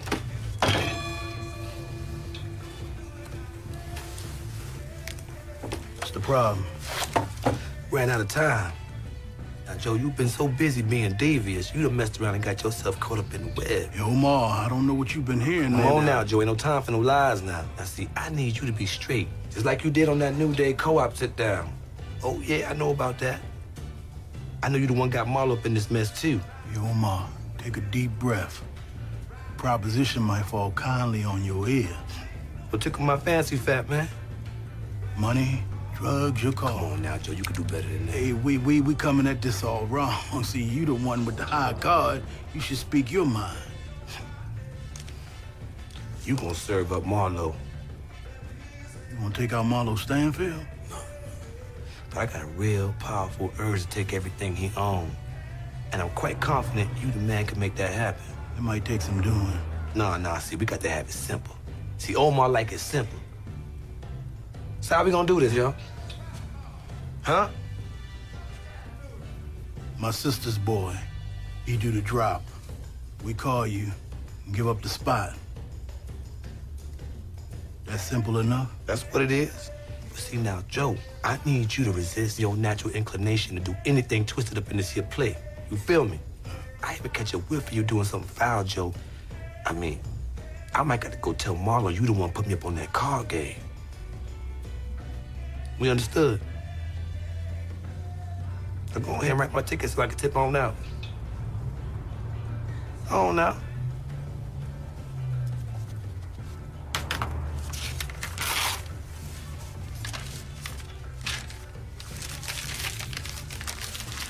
John?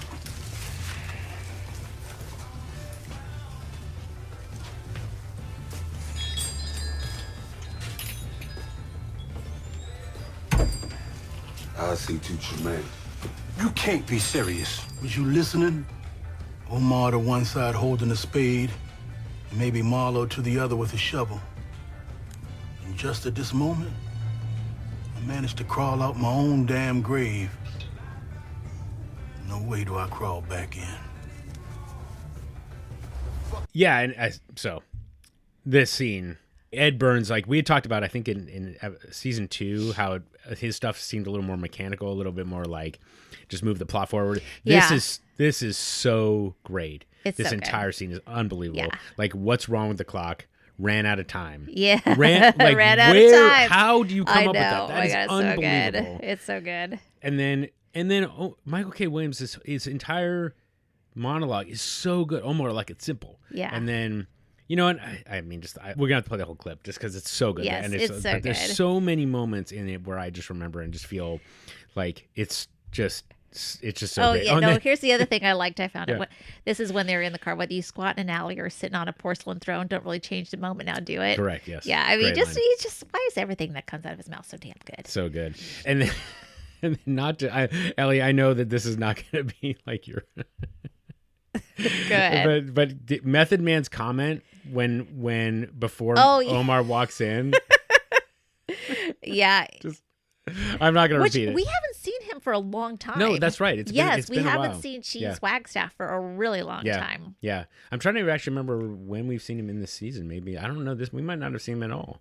I don't think so. So anyway, but we'll play the line, but it's just unbelievable. And I love the fact that he's talking to Joe about it. He I just know. doesn't seem like he cares about that at all.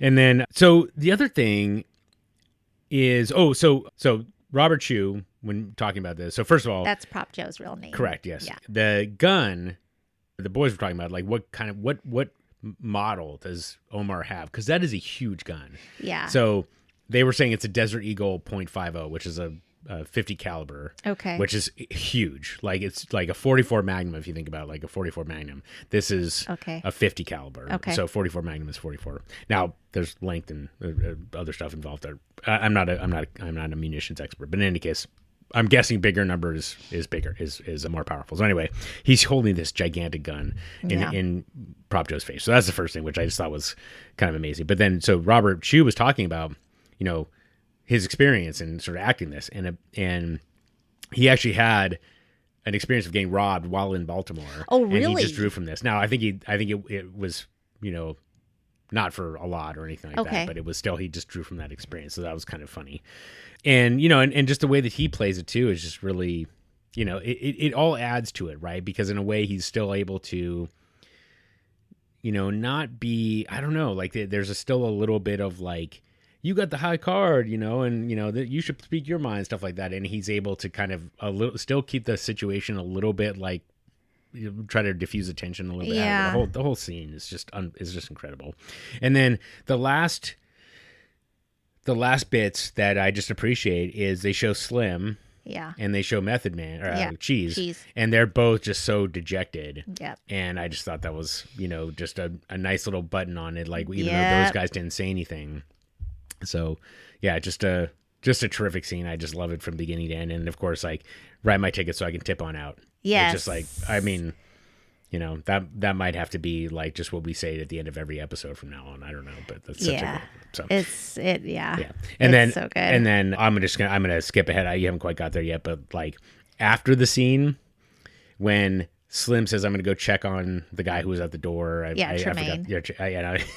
He's like kicking him in the background. So Omar and Ronaldo. I don't think I noticed that. Yeah, Omar and Ronaldo are walking away, and you kind of see him like kick him. Now, I don't think he's intended to be like injuring him or anything, but he's really not kicking him at all. Like he's just kind of like play acting, which I just thought was like, oh, come on, and one at least like put a little bit of your hips into it. But anyway, so just thought that was funny.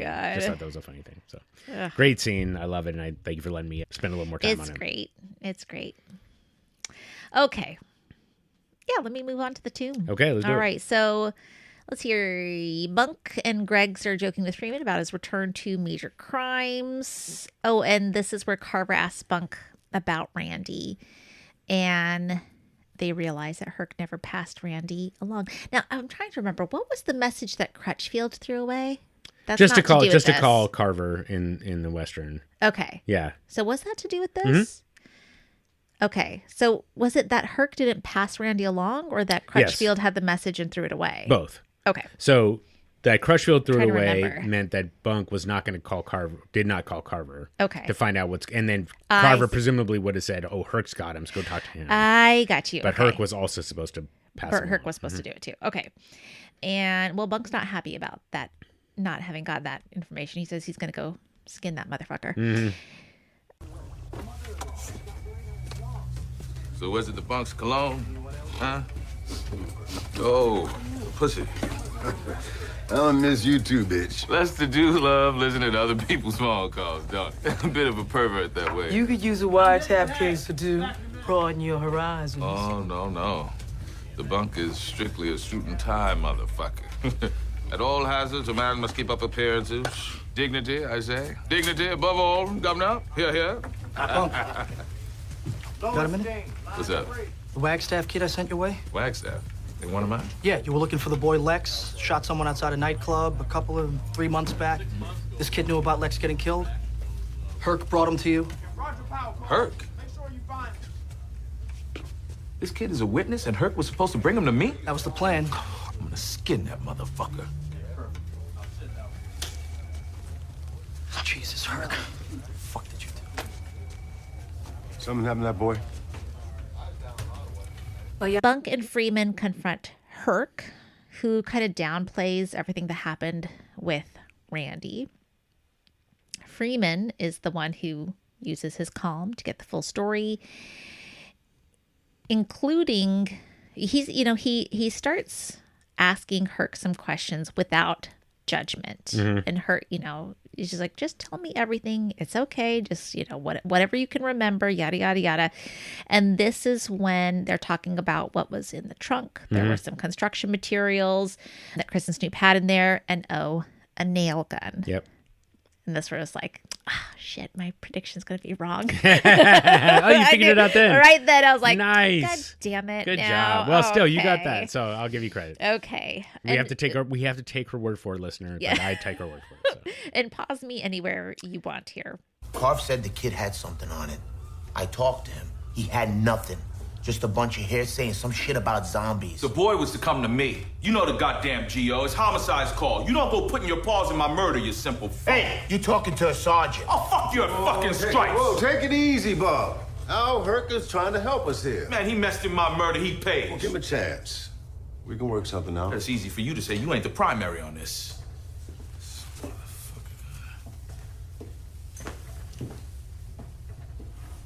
got into him? He's emotional. He's been working this case for a long time. So the thing right now is for you to remember everything you did on this case. From the beginning. Well, okay, so, are you done with that scene? Yes. Okay. To there. So two things. Okay. The first one was when Freeman is packing up, Bunk says, was it the Bunk's cologne? Oh, yes, Pussy, yes. which I thought was funny because, of course, when he was at Yes. the woman's house in season 1, Yep. he's like, Jimmy, you smell pussy? Yes, so my I just thought that was pussy. hilarious. His white burn all stuff. I couldn't figure out if the whole, like, a man must keep up appearances here, or whatever Yes. it was. I don't know if that's a reference to something, but it was obviously very, like, Oh, yeah. you know. Well, he doesn't want to be made fun of for wearing his lacrosse sweats, too. Right, sure. Also that, yeah. And then, you know, Carver coming in and you know, connecting, and, you know, Freeman saying something happened. You know, it's just one of those things where I really do appreciate that they took it on kind of the, you know, just, you know, it's kind of the protection for Randy and things like that. I just, you know, it really, like, puts a nice button on the scene. Yeah. And then, you know, I don't know if this was clear, but it was, you know, Bunk and Freeman doing good cop, bad cop with Herc, which I just thought was pretty funny. Right. Doing that on a cop. On a cop. So just thought that was pretty funny. Yeah. And then, of course, like, you know, but of course you get Bunk out of the room, and now Herc's much more willing to open up. Right. And now he just tells him everything that happened, and Yeah. without having to worry about, like, him omitting anything. And of course you get this big clue about what to do. So, okay, that's all. Okay, so they go and visit Prez now, and he's pissed. You know, he says, they say Randy refused to talk, and yeah, that's what Prez told him to do. They're kind of get mad at Prez. They're like, hey, you're siding with the criminals. Prez says, I'm protecting my kids. And Freeman comes and he's like, no, it's okay. You're doing what's right. Mm-hmm. You know, you're doing what you need to do here. And that, again, it's the same dynamic almost, right? Yeah. Prez then feels more comfortable to share what Randy told him about this meeting regarding Lex. Yep. Sorry, guys. That's all I got to say. Talk to the mom. I hear you, but we just came from his foster mother's house. And she said it was you that told him not to talk. She said you told her to get a lawyer. That's right. All right, look. Something got messed up. We know that. But whatever else happened, we got a murder here. Even if it's off the record, it would help us just to talk to the boy. If you understand what happened here, you know I'm not going to do that. If you go at it like that, then you end up siding with the motherfuckers doing the dirt. No. I'm siding with my kids. You're right. You're right. For you, kids come first. We'll find another road. Oh. Glad this is working out for you. Oh, man, you two. Making me all weepy and shit. Be safe, guys. Hey, Roland, man, you know I hate coming all this way. Not getting a little something. You know, for old time's sake.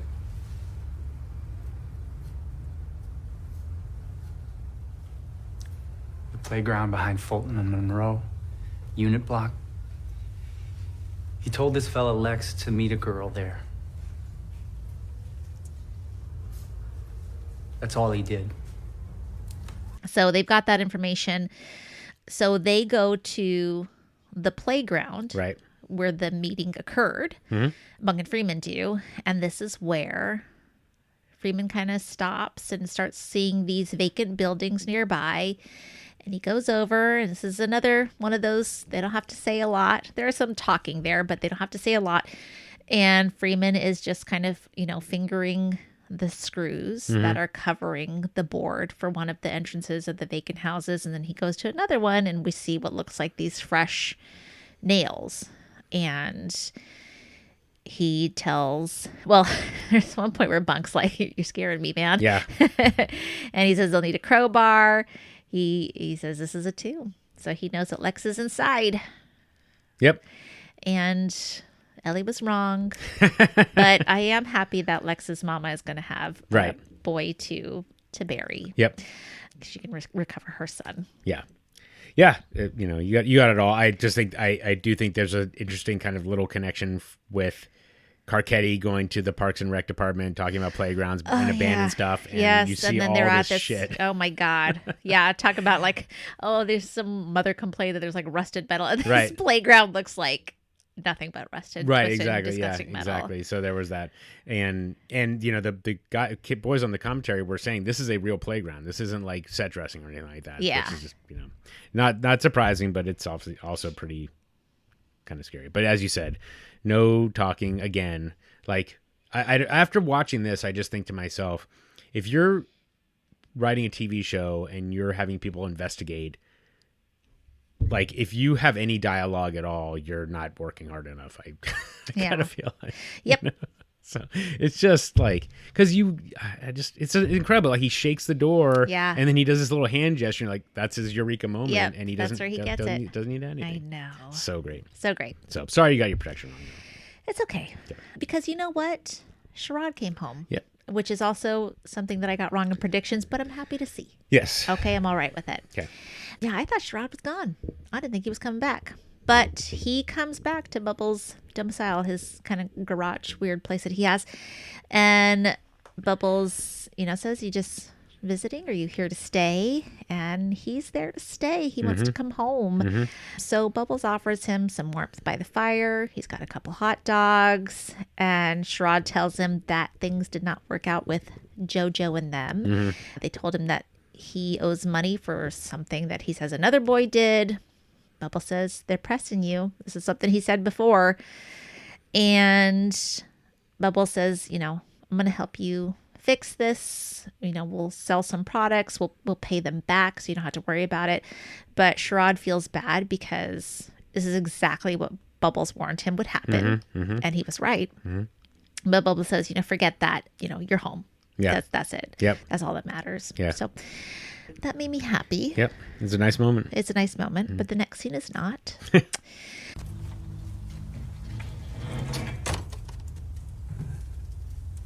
You home or you just visiting? Home if I can. All right. What a 5 you want? I got a couple of dogs left. You hungry?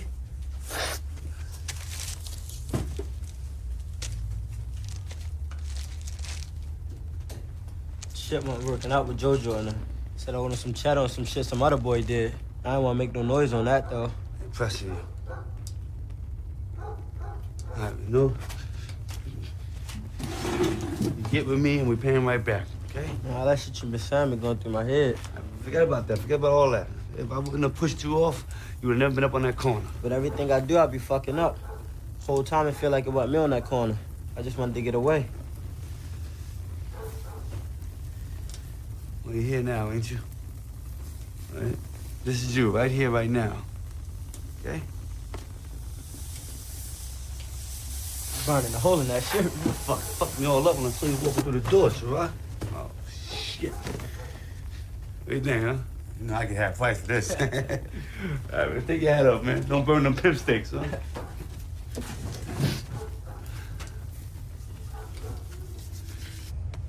So the next day they're back. They're working together. They're selling stuff. You can see that Bubbles is really happy to have him back. And then they see this knocked over street light and they start thinking about what they can get for this, scrap aluminum, 30, 40 cents.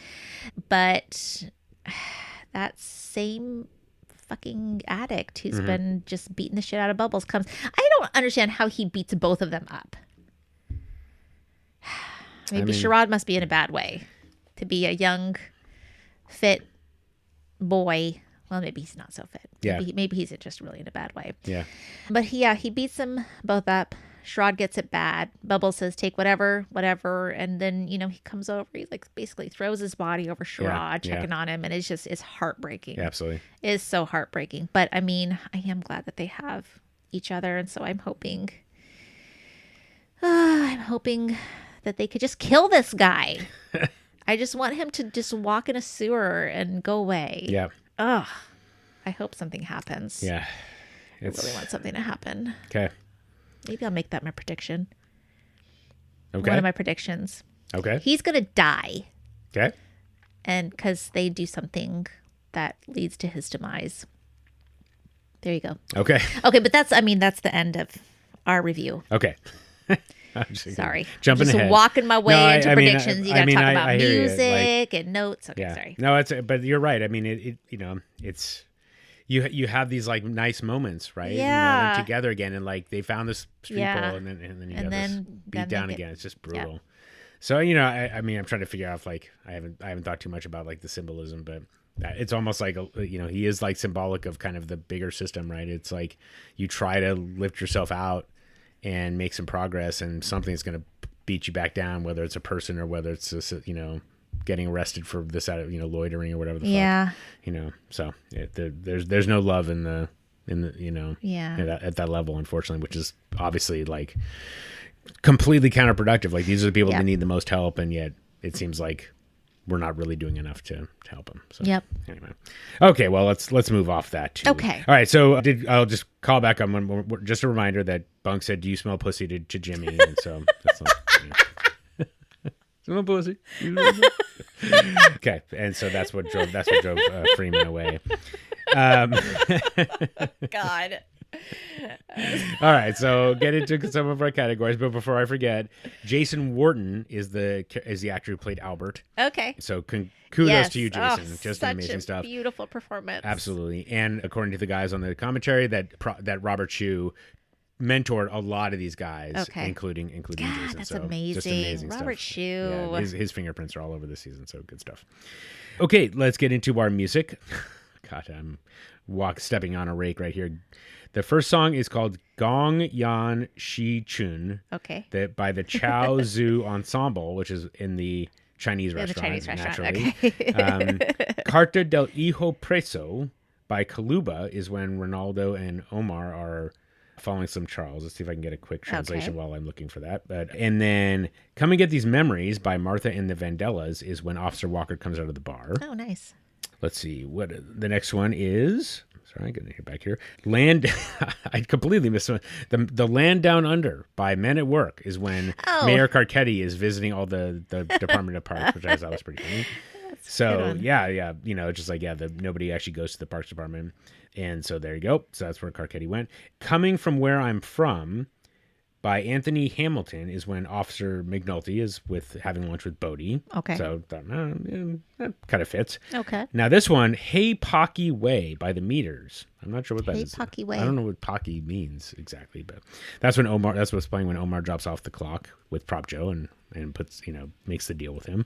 And then this one was interesting because this one actually came out of the way down in the whole podcast as well. Lean With It, Rock With It, featuring Peanut, another Peanut, and Charley by Dem Franchise Boys is the song that is playing that Chris puts on when Snoop comes in. They talk about Randy with Marlo. Okay. Which I just and one of the things they talk about in the way down the hole is how is this the only time that you see Chris like smile in kind of a joyful way? Yes. And I feel like might be where he's just like, that's my jam right there. And just like, he's like actually a person, which I just thought was kind of interesting.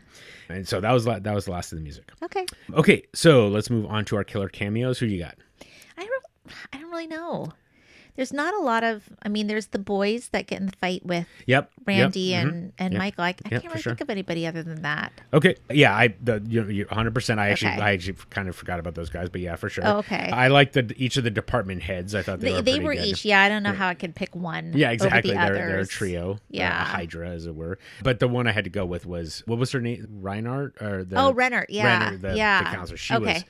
Oh, she just helped that whole scene. Everybody is expertly acted. Yes. She was fantastic. Yes. So I just like your heart just like is breaking. For and sure. She just really brings it home, so. Agree. I just didn't know if she comes back, but it sounds like maybe not in a very big way. Well, you know what? I don't care. You don't care she's anymore. That good. She's that good. Sometimes you can just transcend exactly. the cameo. Exactly. That's exactly right.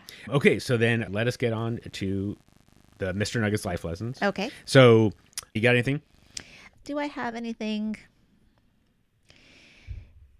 Go run and get a teacher's help when you really need it. Oh, there you go. Good one. I like that. How many times did I say that? Go get a trusted adult to come help you. Yeah, absolutely. Yeah. No, That's it. That's what I got for you. That's a good one. And actually, physical. We've talked about I think before, but physical violence is never a solution. Doesn't matter what the situation is. Right. Walk away. Yep. Almost, unless your life is actually in danger. Your health is in danger. Okay, so I got a couple. So Burrell and Davis. As much as I don't like these two characters, just got to say Burrell is good. He's got people in his life that are good at the things that are important to his job. Right. And he keeps them close. Right. So it's just a good career path. That is true. Especially, you're going to meet people, and I could tell you, Ellie, I have worked with people that I have not liked. Yeah. And I have made the mistake of allowing my personal, I guess, preferences override kind of what's best for me. And I keep them at arm's length. I'm like, I don't like this person, not sort of realizing that, there was a symbiotic relationship to be had there. So just important to kind of keep those people, never burn any bridges at work, things like that. Just keep people, maybe you don't have to keep them close, but certainly keep them available as resources, and hopefully like you figure out a way to help them and they help you and so on and so forth. If they don't help you back though, that's a signal to stop. So that's it. The Charlene story, just about anxiety. I just appreciate your comment. If you're in an anxious place, it's hard to process other stuff. Right. So if you are in an anxious place, give yourself some time, acknowledge it's okay to be anxious, and understand that a lot of your other processing is going to be affected. So just be aware of that, of your own anxiety. Yes. And your own anxiety, your own depression, your own whatever mental health things are going through you.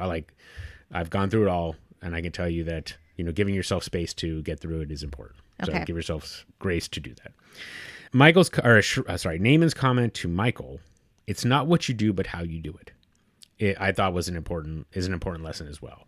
So, for example, Ellie, I'm sure this will hopefully resonate, but if you do everything at the last minute and you get it done on the deadline, that doesn't necessarily mean that's not a great way to do things, right? Even if you get it done, you got it done, but you want to, and I'm thinking about this from school, right? Like people would always do their work at the last minute, turn it in at, as the clock is running out or whatever. It's like, it's better to do things on time or with time to spare kind of thing.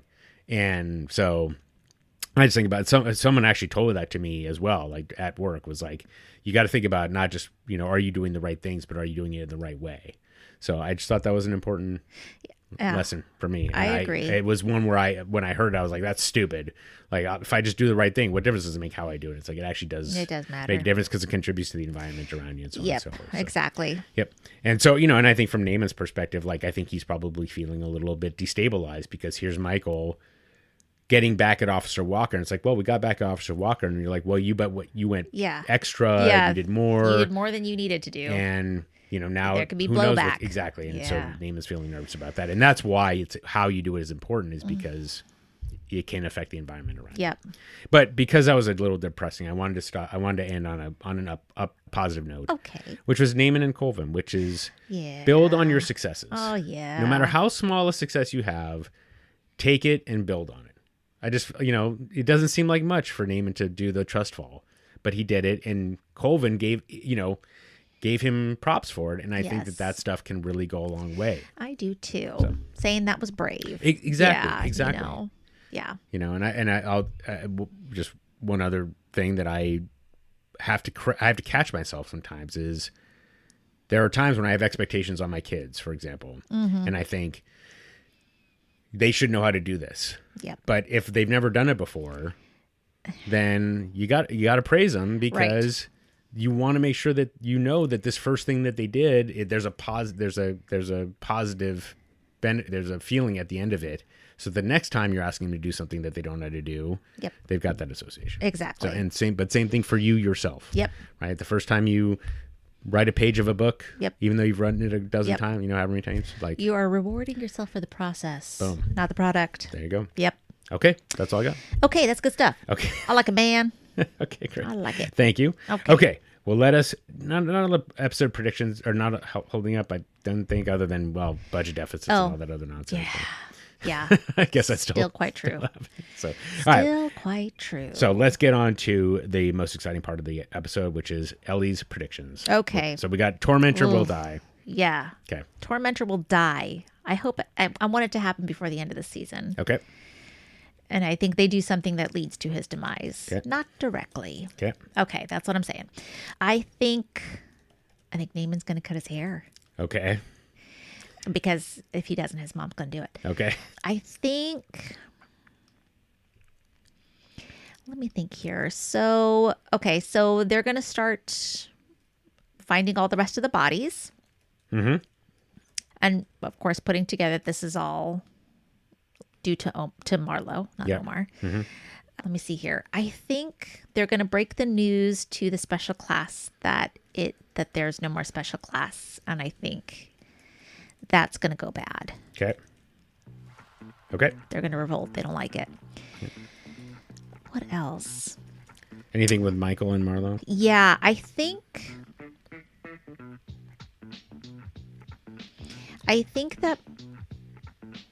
Chris is going to talk to Michael, but I think it's going to be okay. I think Michael's not going to be in trouble with them ultimately. Okay. That they're just going to be like, you can't do that. Or Okay. maybe they'll even, like, if he explains himself, they'll be like, okay, well, loyalty is good. Or see something about it that makes them want to keep him on and not either get rid of him or hurt him for being on the side of a snitch. Mm-hmm. Let's see what... I don't know. Like politics, I don't know that I have much there. Okay. Burrell's wheedling his way back in. Daniels is still trying to make shit happen for the police department. Yeah, I don't really have anything there. Okay, no problem. Arcadi's still trying to balance it all. Yeah, they didn't really give you any kind of breadcrumbs. Yeah. Where I mean, it's gonna Herc's go. not going anywhere. I know that's, he's got 2 extra weeks of duty, but he's not getting fired. So Yep. I guess he's just going to stick with major crimes Okay. for now. But yeah, but now Freeman's in charge of it. Right. So that'll be a different dynamic. Yep. Let's see. Well, that's at 1, 2, 3, 4. That's 7. So I'm happy to let you. I'm happy to let you off the hook. I think I got to stop there. Okay. I don't have anything else. All right, friends. Well, we will be back next week to cover season 4, episode 12, the penultimate episode called "That's Got His Own." That's from a song. What is it? That's got his own. What is it? That's got his own. Because you were correct. I can't remember the name of the song though. So while you look it up, I will. Okay. I will God do it. bless the child that's got his own. That's got his own. Yeah, it's by Billie Holiday. God bless the child. Well, okay. Good job, Ellie. God, Yes. impressive. Mama may have, Papa may have, but God bless the child that's got his own. Interesting. Mama may have. Yeah. Oh man, well that brings up that takes on this episode takes on a whole new life with that in mind. Yeah. So, interesting. Okay, well very good. All right, well we will leave it there, and we will be back next week to cover that episode. But until then, Ellie, thank you so much for a terrific episode. Thank you, Chris. And as I said, we will see you all next week. Okay, bye everybody. The Wired and Rewired podcast is Ellie Peterson and me, Chris Aronchek. Our theme song is Nice Vibes by Neon Beach. Want to holler at us? You can email us at wiredandrewired@gmail.com or hit us on the burner at 240-488-0060 to leave us a voicemail. We're Wired and Rewired on all the socials. And of course, if you like the show, please give us a rating and review on iTunes, Spotify, or wherever you get your podcasts. It helps other Wire fans discover the show. And until next time... Yo, for real, on this caper, all we learn, the less we know.